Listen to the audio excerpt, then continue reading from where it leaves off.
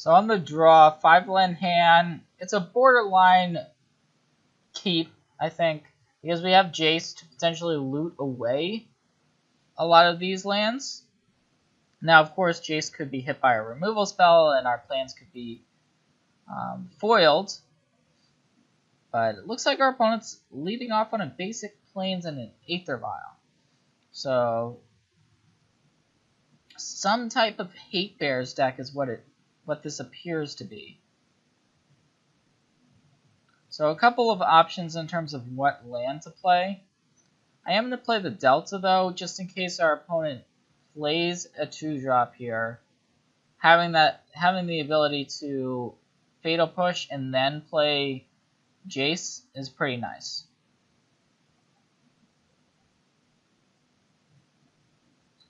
Okay, so this could be, well, it looks like some type of go wide white deck. Maybe a card like Spectral Procession to go along with the Windburst Kites. And another Aether Vial, so we're not going to be countering these creatures, is what our opponent's saying. Now, we don't actually have creature counter spells in our deck, but our opponent doesn't know that.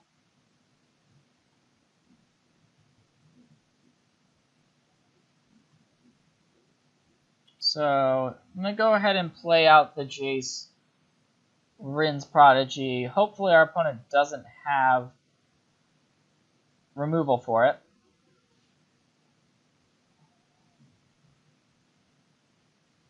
And we can start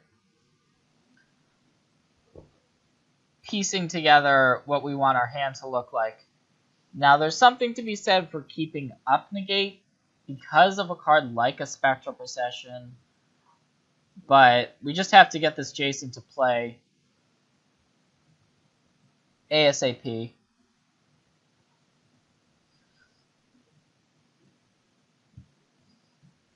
And we're just hoping that our opponent doesn't have a great draw, because our draw isn't fantastic by any stretch of the imagination. So if our opponent has a multiple vial draw, but maybe not that many creatures, so that they're not going to be attacking with 3 creatures, then we can maybe Fatal Push something, negate something, and find ourselves in a decent position.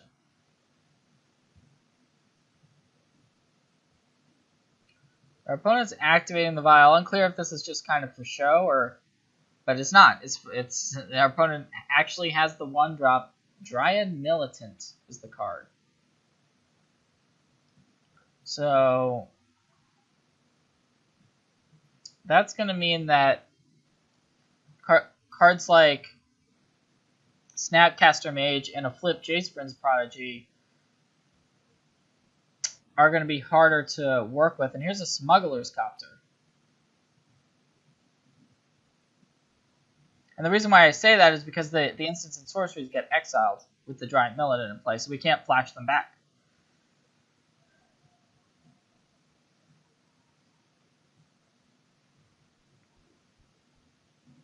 And it looks like our opponent has more spells in hand because they're just passing the turn. That's bad news. I'm going to go ahead and loot, though. There's a Zur. Interesting. So I think we can discard a Creeping Tar Pit here pretty safely.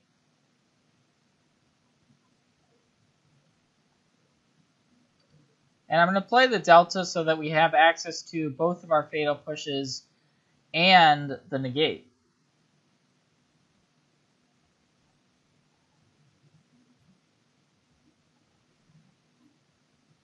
So our opponent has now put in a Leonin Arbiter.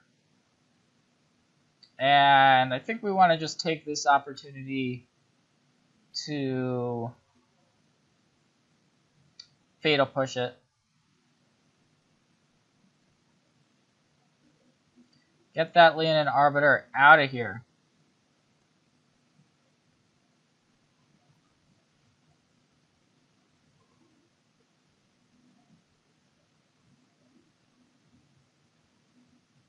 So our opponent found that land and is now attempting to deploy another Smuggler's Copter.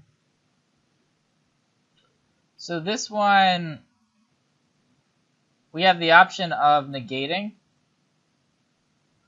And I think there is something to be said for that, even though multiple copters isn't that much of an issue. The negate we might not be able to use later on. So it's a pretty interesting choice. I think I'm going to go for the negate.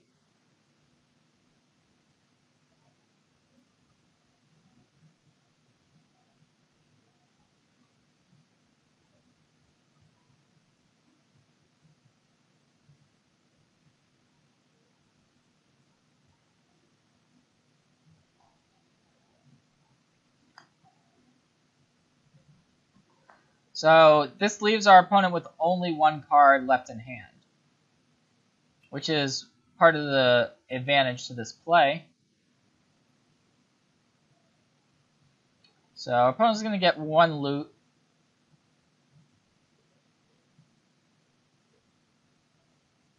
But it looks like opting not to use the loot, so that's pretty scary. Unclear what that card could be.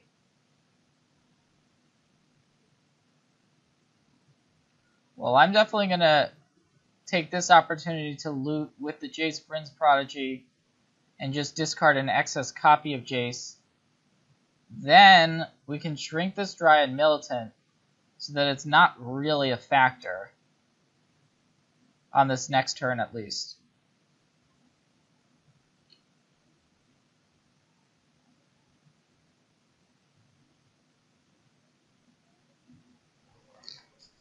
So the question now is to play Zur or Lingering Soul, play Lingering Souls with Fatal Push available.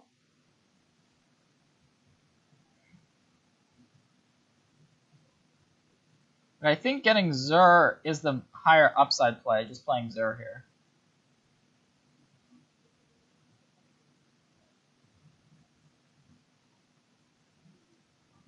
So I'm going to cast it.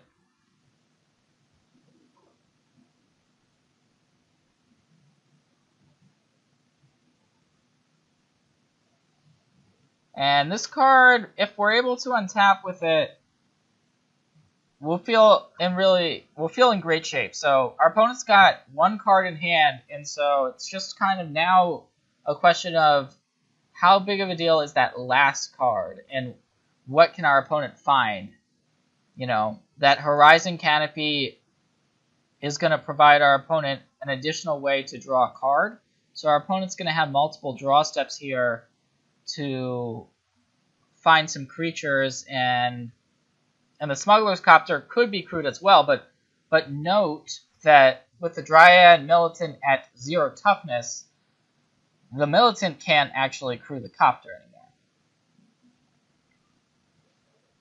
So now the question is whether our opponent's going to vial something in. We see these vials just sitting there, looming at 3 and 2 respectively. Now the question that I'm asking is, well, does it make sense to play a deck with Aether Vial and Smuggler's Copter, since they don't really work harmoniously together? You can't Aether Vial in a Copter, of course. I'm not saying Smuggler's Copter is a bad card, but it looks like this is going to be a 3-drop. It's going to be Flicker Wisp here. So that's going to flicker away the Zur. So that's pretty scary. So the Zur gets flickered out, and now our opponent's able to untap with a Copter, a Militant. So if our opponent's able to find a creature to crew the Copter, it's going to be really bad news. This is a critical draw step. If our opponent doesn't find a creature and is only able to attack here for 3, but it looks like our opponent's activating the Aether Vial, that is not a good sign. So it's going to be Flicker Wisp. So Flicker Wisp now is going to go ahead, flicker the Horizon Canopy, Okay, so now our opponent's gonna be able to attack for 6, and the question becomes whether those attacks are going toward our face or towards the Jace, and smartly the Dryad Militant is going to get in. This is going to allow our opponent to activate the Windbrisk Kites, which is an even bigger problem. And it's going to be a Wiltleaf Liege, so this actually looks like lethal, and it is. So, pretty unfortunate series of events there. Didn't need to necessarily jam the Zur. Hindsight's 20/20, of course. Our opponent pretty much had the perfect sequence of cards in order to win. But had we just played Lingering Souls, leave up Fatal Push, maybe we're still in that game. Oh well. Let's move on to game 2. So we've got Engineered Explosive, seems solid in the matchup. Same Ancestral seems solid. Don't think we want the negates.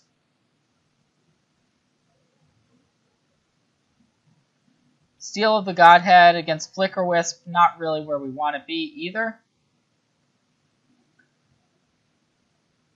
So I like the Engineered Explosives, for sure. Timely Reinforcements, it's a way to gain some life. Nice to have access to that. I think we can afford to trim on some Thoughtseizes and to just kind of play a more mid-range style game. So board in cards like Ancestral. Although maybe we just take a Geist out and keep some Thoughtseizes in. Yeah, I'm going to go with this configuration.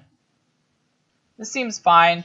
We're on the play, so if we're able to stretch the game out, feel good about the matchup. The Ghostly Prison is good against the Windbrisk Kites, go wide type of strategy. Spreading Seas is nice against the Heights. We saw Horizon Canopy, so there are some lands that we might want to attach Spreading Seas to. But yeah, keep thinking about that last turn there where our opponent just had the nuts. Flicker Wisp. Even the Flicker Wisp would have been fine, but then immediately drawing that Wiltleaf Liege. Sorry, the Wiltleaf Liege coming off of the Heights, but wow, it's just an incredible sequence. So here, hopefully, we'll be the ones getting a little bit fortunate. And I think we want to keep this. Double Fatal Push and Explosive, so plenty of removal.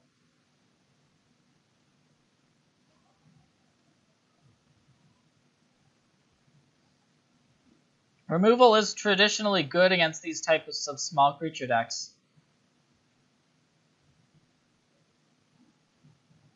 And so once again, there's the Aether Vial. Actually picking up a Jace Vryn's Prodigy we can play. So let's go ahead and run that out there.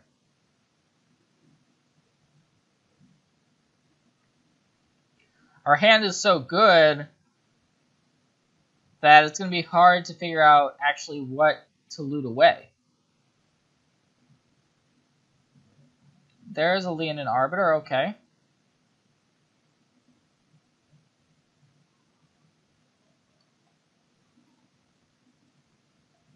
So, decisions. What to do with the Jace. We could actually simply play the Ghostly Prison, which I don't mind because it's going to prevent our opponent from being able to attack for the most part. But we may not need it because we got so much removal. We may just want to discard it.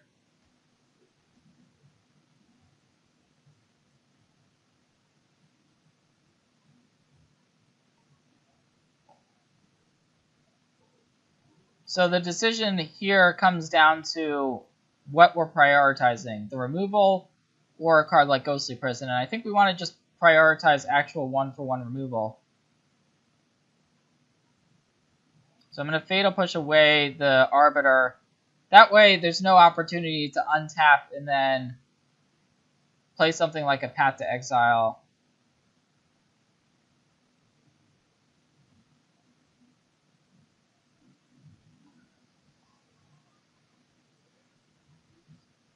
Because of course if our opponent had a path in this spot for the Jace, then we wouldn't be able to search for a land. And it looks like actually we're not the only ones with Ghostly Prison in our deck. That is interesting. And here's Azure. So I think we're gonna want to play Zur no matter what. So rather than loot main phase, I'm gonna loot end of turn to give us more information on what we're up against.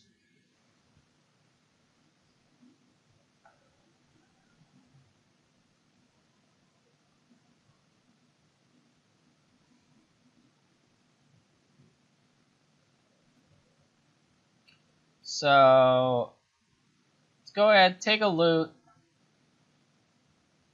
Just discard the land here because our hand is pretty good, as I already mentioned.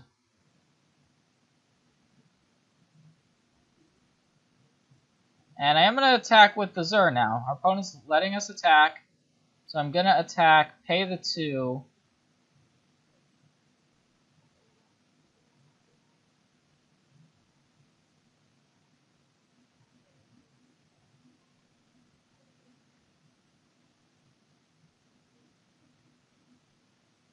So the question is what we want to find now with the Zur.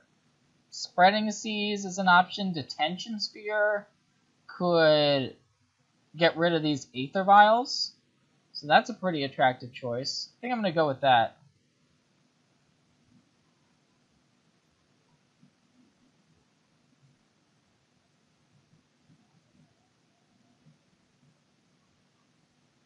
So it looks like that's going to work out. That's good news. Worried about something like our opponent activating the Vial in response and putting in a Flicker Wisp. But that did not happen.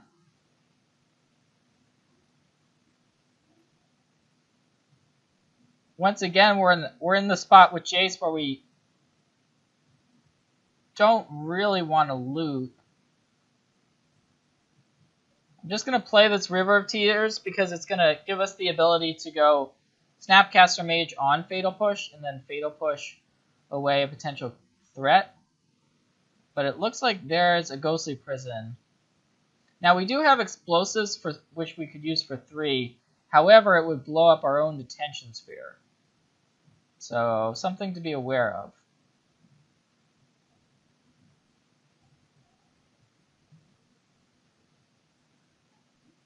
Alright, let's take a loot, see what we can find. It's a Lingering Souls. I'm going to discard that. Now, it's not great on this board because we're not going to be necessarily attacking much because of the Ghostly Prisons, but we may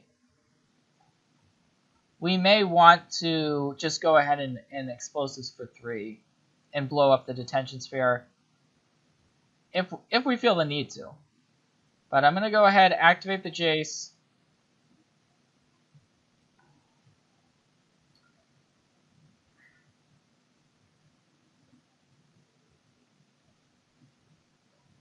I think the play is still to continue the pressure and pay for this attack. Just find a Spreading Seas and to start going after our opponent's lands.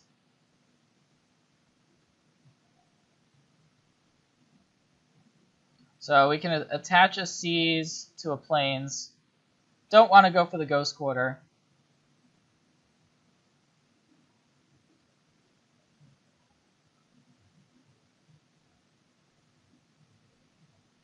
And this Ancestral Vision could come into play since this game seems to be going to drag out a little bit.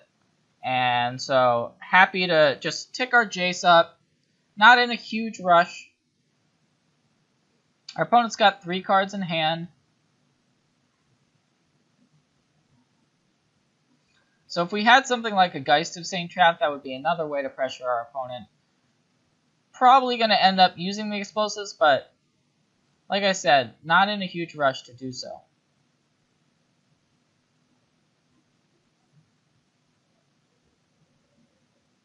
There's another Aether Vial.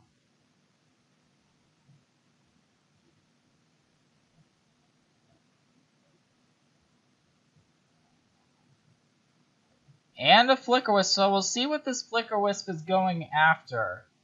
It's going to be a Plains. So that's going to mean that the Spreading Seas is basically unlocked. But now this is going to make our explosives even juicier when we do explosives for 3, which is now looking like the plan. I'm going to go ahead and make that play.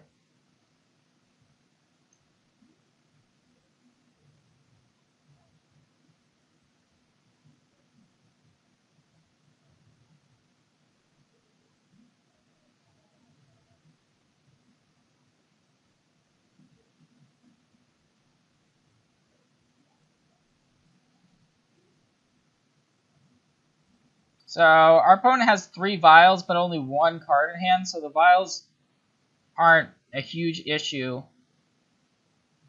We're actually getting to the point where we've run out of enchantments in our deck, but we've gotten so much value out of them that that's okay.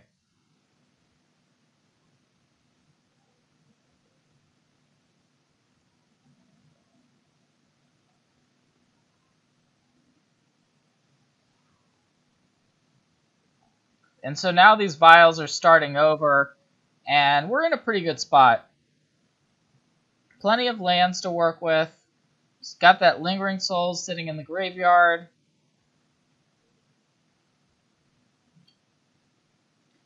So I'd be very surprised to lose this one.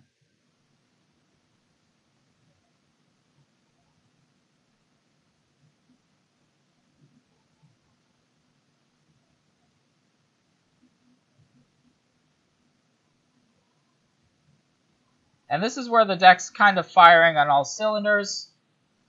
We can even start getting in there with the Creeping Tar Pit as well.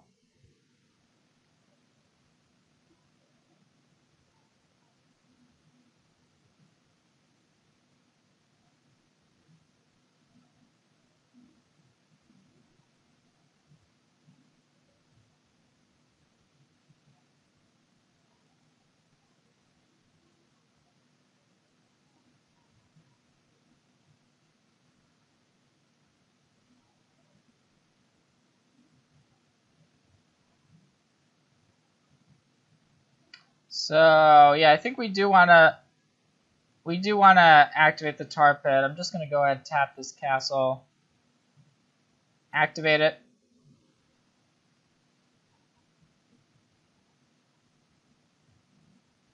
And the Fatal Pushes are going to mean that almost any creature our opponent presents, we didn't see too many high... I doubt very much that our opponent's got too many creatures beyond the 4 mana cost mark.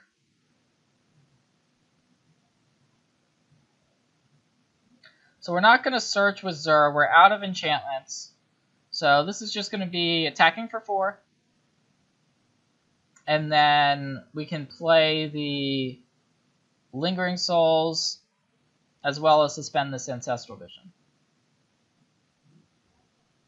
So this is looking good.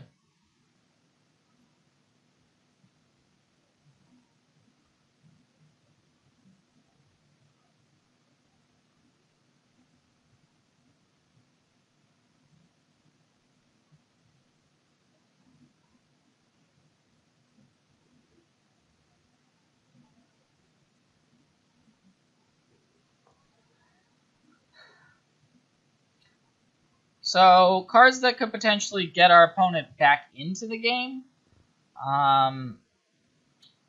Maybe something like a Spectre Possession would get that Windbrisk Kites maybe going.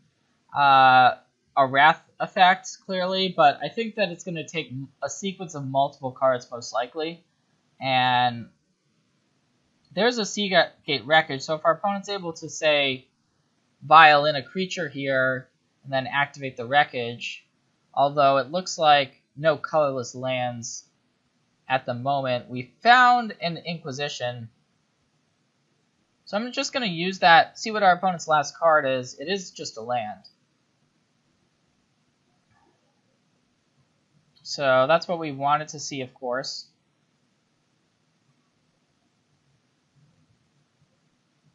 And here's an attack again.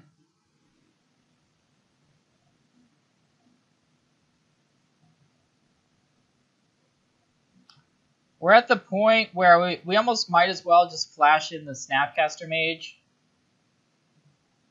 just as a 2-1 because it would be a lethal attack, assuming that our opponent doesn't have something to vial in. So I am going to just flash in the Snapcaster here.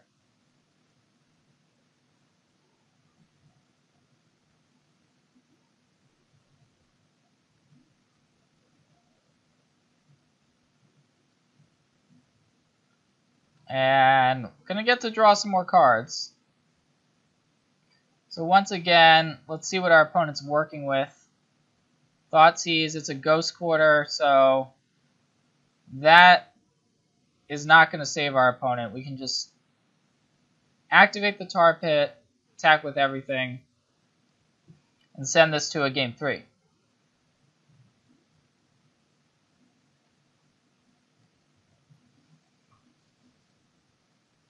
So we see that our opponent is boarding into kind of a little bit more of a control deck. The Ghostly Prisons felt a little bit awkward from our opponent's side because we're not attacking with that many creatures of our own.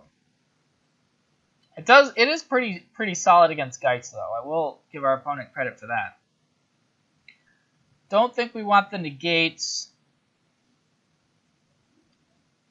Thoughtseize is a good card, but sometimes these games are coming down to top decks, and so in that sense, it does have come with its flaws. So I think I'm actually just going to submit this configuration. It seemed to work out well for us in that last game.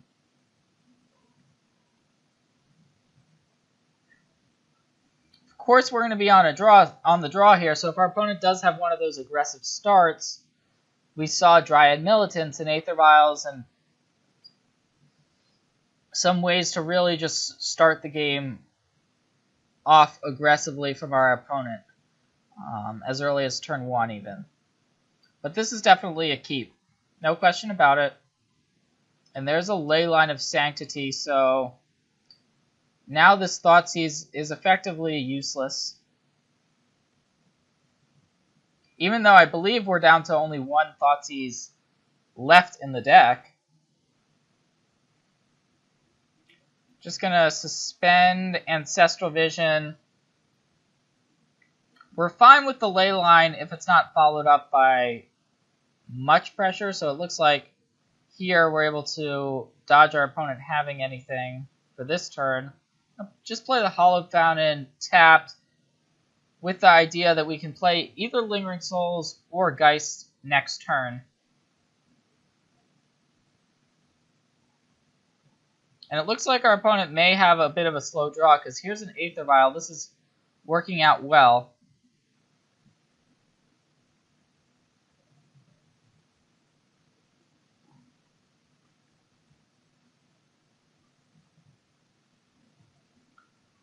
So between Geist and Lingering Souls, I think Geist is the higher upside of the two for this turn.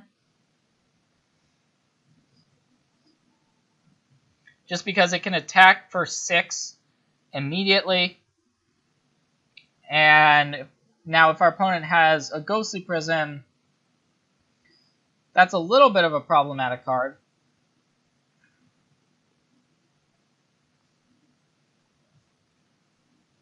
Or even just, say, a Grizzly Bear. Like if our opponent plays a Leonin Arbiter or something of that nature, being able to block the Geist is going to be relevant. Something like a Thalia would be good. So our opponent definitely has cards that has creatures they could play, or even vialing in a card like Dryad Militant would be good in this spot. But here's a Zur. We are going to attack with the Geist. And if our opponent had the Militant, pretty likely they would have already cast it, which is part of the reasoning behind that attack. And now it's time, after having drawn Zur, to just simply play it. If we're able to untap with Zur, once again, we'll be in a fantastic spot.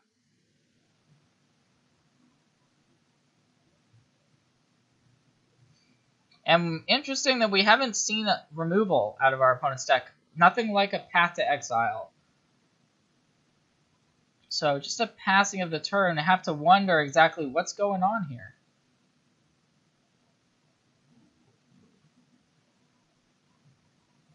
Well, we can't target our opponent with the Ancestral because of the ley line, so I guess we'll just have to go ahead and target ourselves with the Ancestral. Plenty of good cards to work with. Let's start out with an attack.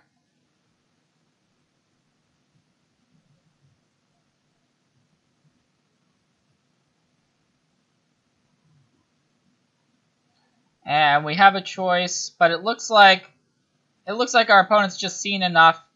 Isn't going to be able to recover from this situation, and I don't blame our opponent for just conceding.